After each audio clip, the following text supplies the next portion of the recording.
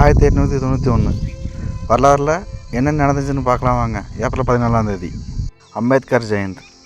வரலாறு முக்கியத்துவம் மற்றும் நீங்கள் தெரிந்து கொள்ள வேண்டிய அனைத்தும்.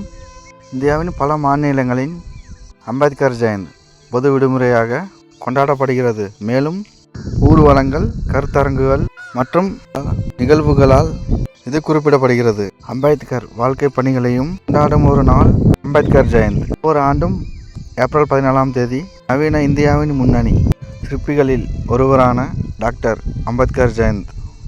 பீம்ராவ் ராம்ஜி அம்பேத்கரின் பிறந்தநாளை நினைவு கூறும் வகையில் இந்திய அம்பேத்கர் ஜெயந்தியை கொண்டாடுகிறது. 1891 ஆம் ஆண்டு மத்திய பிரதேசத்தில் மேவ் நகரில் பிறந்தார் டாக்டர் அம்பேத்கர்.